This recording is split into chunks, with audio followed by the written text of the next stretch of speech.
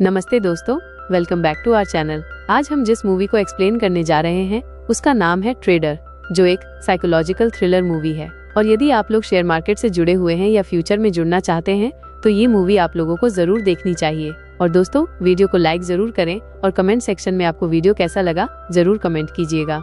तो कहानी की शुरुआत में हम बेसमेंट में बैठी एक लड़की को देखते हैं जिसका नाम अमांडा है और वो किसी से फोन पर बात कर रही थी। फोन के दूसरी तरफ एक आदमी था। उसका नाम कंफर्म करने के बाद अमांडा कहती है कि वो क्रेडिट कार्ड सेफ्टी डिपार्टमेंट से बात कर रही है। अमांडा कहती है, आपके कार्ड से कुछ महंगे ट्रांजैक्शन हुए हैं, वो ट्रांजैक्शन आपने किया है? तब वो आदमी कहता है कि उसने तो कार्ड कहीं यूज नहीं किया और मेरा कार्ड तो मेरे वॉलेट में है। तब अमांडा कहती है, कुछ डिटेल्स चेक करने के लिए क्या आप अपने कार्ड का नंबर हमें कंफर्म करा सकते हैं? तब वो आदमी उसे अपने कार्ड का नंबर बता देता है और अमांडा उससे उसके कार्ड के पीछे का 3 डिजिट भी हासिल कर लेती है। दरअसल अमांडा एक स्कैमर थी जो इस तरह से छोटी मोटी स्कैम करती थी। वो दूसरों के क्रेडिट कार्ड का यूज करके ऑनलाइन सामान ऑर्डर करती थी और दूसरी वेबसाइट में बेच देती थी। इस तरह से वो पैसे कमाती थी। अमांडा के सपने बहुत बड़े थे जो ये छोटे मोटे स्कैम करके हासिल नहीं होने वाला था। उसको जिंदगी में बहुत पैसा कमाना था।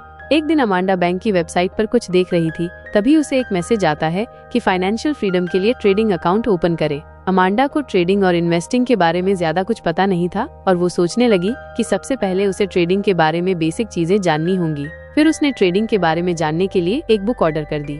बुक में लिखा था कि stock market basically bull versus bear की फाइट है। मतलब स्टॉक मार्केट की भाषा में कहें तो जो स्टॉक को खरीदते हैं उसे बुल मतलब बायर और जो स्टॉक को बेचते हैं उसे बेयर मतलब सेलर बोलते हैं। बुक से अमांडा को ये भी पता चलता है कि कब पोजीशन पर लॉन्ग रहना है मतलब खरीदना है और कब शॉर्ट करना है मतलब बेचना है।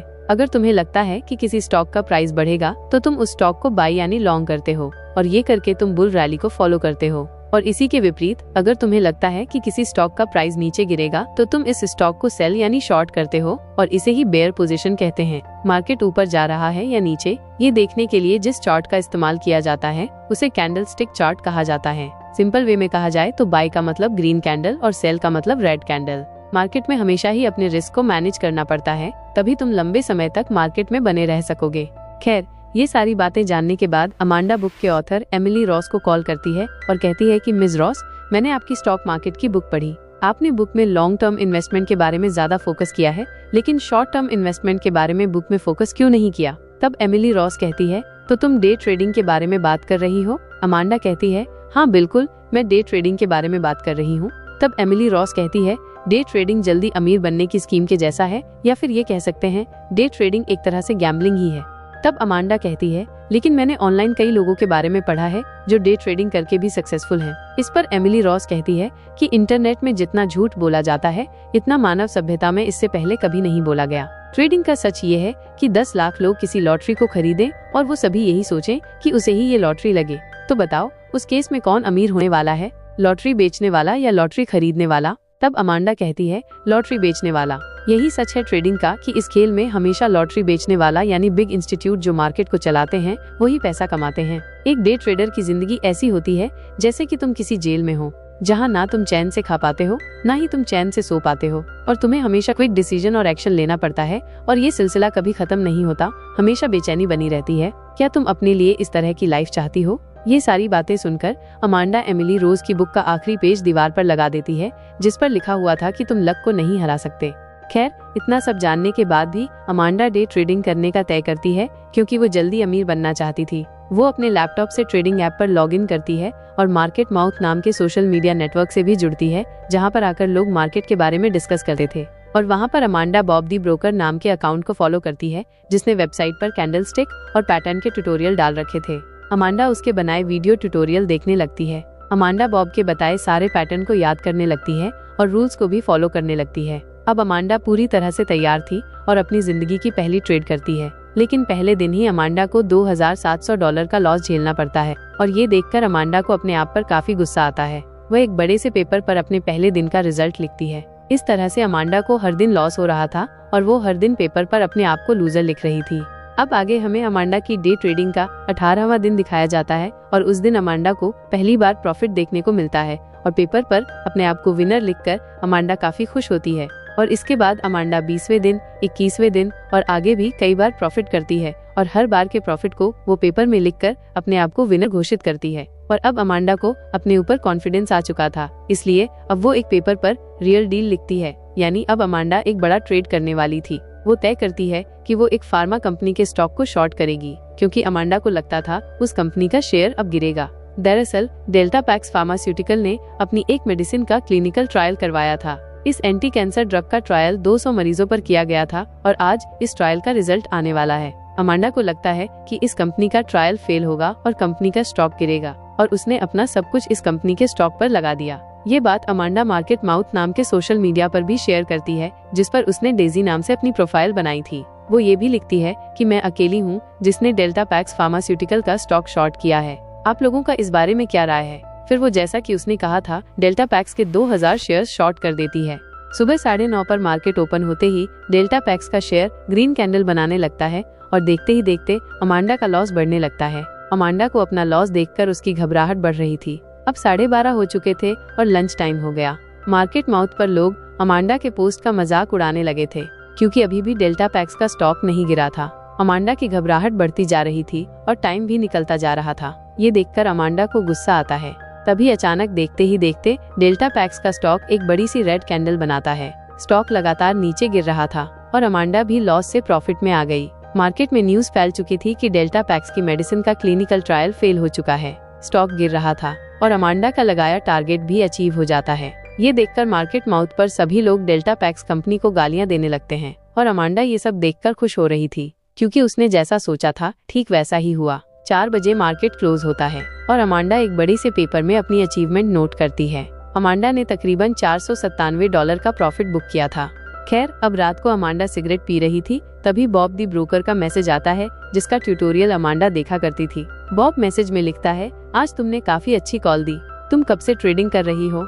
अमांडा रिप्लाई देती है कि पिछले 1 महीने से तुम्हारे ट्यूटोरियल देख रही हूँ और आज मेरा फर्स्ट रियल ट्रेड था। फिर दोनों फोन पर बात करने लगते हैं। बॉब अमांडा से पूछता है, तुमने कैसे प्रिडिक्ट किया कि आज वो स्टॉक गिरेगा? तब अमांडा कहती है, अक्सर फार्मा कंपनी के मेडिसिन के ट्रायल के वक्त उसका स्टॉक ऊपर जाता है और जब रिजल्ट अच्छा नहीं आता तो स्टॉक नीचे गिर जाता है। मैंने इसी बात को नोटिस करके आज शॉर्ट किया था। तब बॉब कहता है कि चलो मैं तुम्हें आज एक सीक्रेट बताता हूँ। मार्केट में टेक्निकल एनालिसिस से कामयाब होना काफी मुश्किल है। मार्केट सिर्फ ग्रीड, फियर और हाइप पर काम करता है। इसलिए स्टॉक की हाइप पर कभी भी बाय मत करो, बल्कि हाइप क्रिएट करो और जब सब लोग खरीदना शुरू करें तब ऊपर में बेच के निकल जाओ। अब आगे अमांडा फार्मा कंपनी के उन स्टॉक को निकालने लगती है जो अपनी मेडिसिन का क्लिनिकल ट्रायल करवा रही थी और जिनका क्लिनिकल ट्रायल का रिजल्ट जल्द आने वाला था, और डार्क वेब से उन कंपनियों की जो भी इंफॉर्मेशन मिलती है उन्हें कलेक्ट करती है। अमांडा मार्केट माउथ पर कुछ डमी अकाउंट भी बनाती है ताकि उन अकाउंट से पोस्ट करके अमांडा मार्केट माउथ पर हाइप क्रिएट कर सके और उसकी पोस्ट के बहकावे में आकर ज्यादा से ज्यादा लोग बाय करें और वो ऊपरी भाव पर बेच सके। इस तरह से अमांडा काफी प्रॉफिट बनाया। इस दौरान अमांडा बॉब से लगातार कांटेक्ट में थी। अमांडा अपनी एनालिसिस बॉब के साथ शेयर करती थी और बॉब से भी उसे कई सारी इन्फॉर्मेशन मिल जाया करती थी। अमांडा अपनी बेसमेंट में रहकर पूरी तरह अपने ऊपर फोकस करने लगी। वो वहीं पर खाना खाती, वहीं पर एक्सरसाइज करती और अपने इमोशन को कंट्रोल करने के लिए हर एक कदम उठाकर लगातार प्रॉफिट कर रही थी।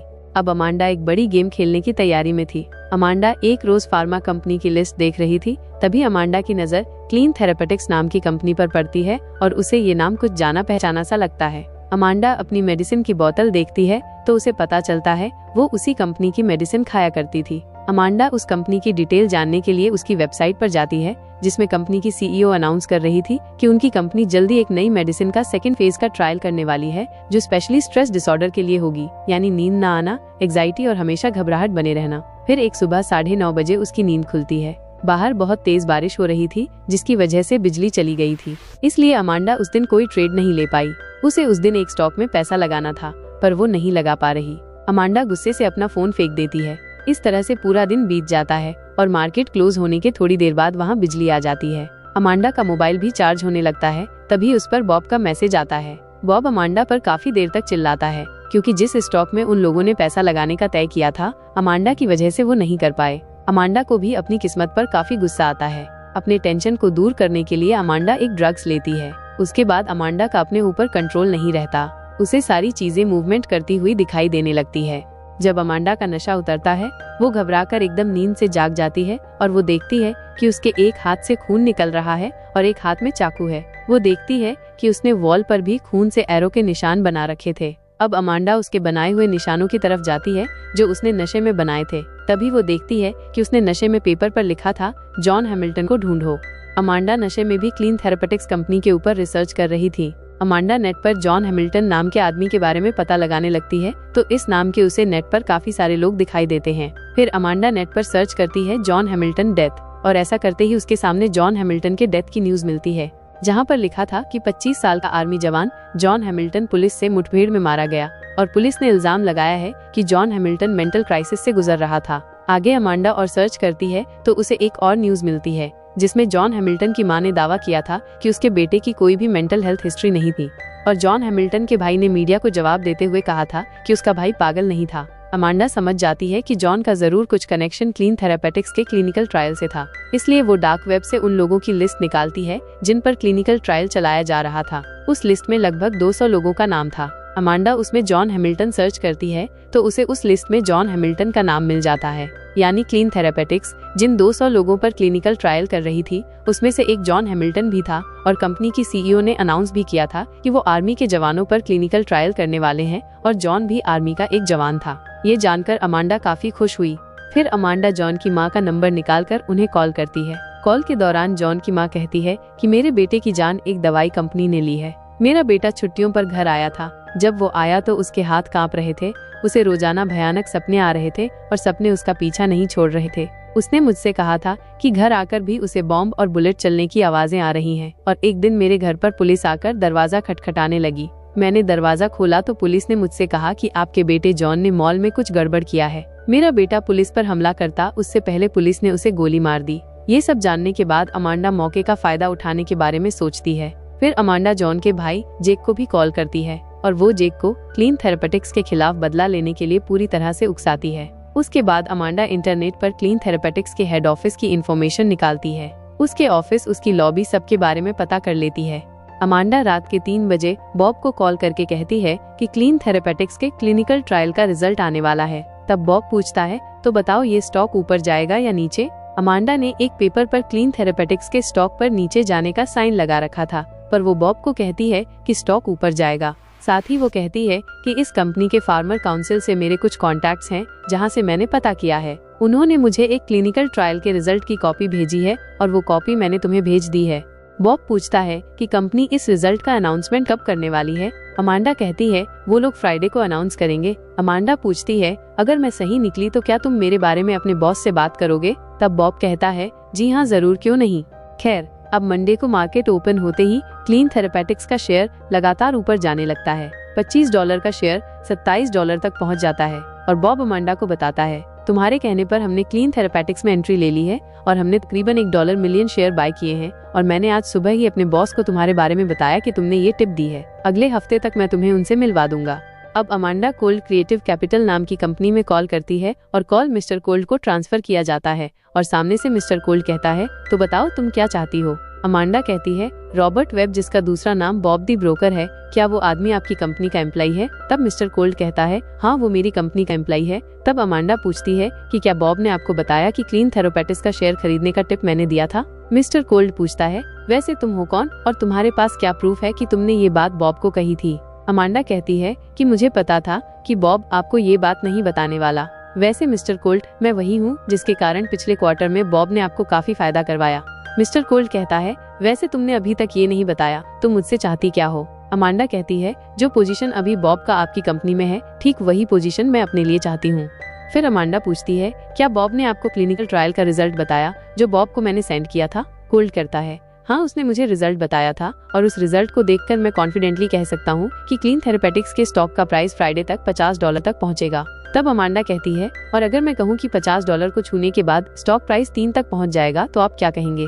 कोल्ड कहता है 3 तक यानी स्टॉक 90% तक गिर जाएगा, पर तुम ऐसा कैसे कह सकती हो? अमांडा कहती है क्योंकि मैं जानती हूँ। हालांकि मिस्टर कोल्ड कहता है कि मैं अपनी फर्म और अपने लोगों पर पूरा भरोसा करता हूँ।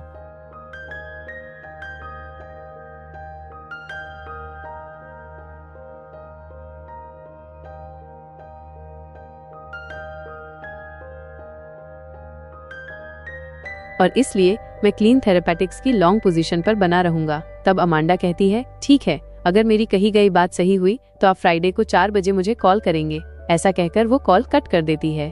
अब फ्राइडे की सुबह अमांडा रेडी होने लगती है और $29 के प्राइस पर क्लीन थेरेपेटिक कंपनी के शेयर्स को बेच देती है। 9:30 पे मार्केट ओपन होता है।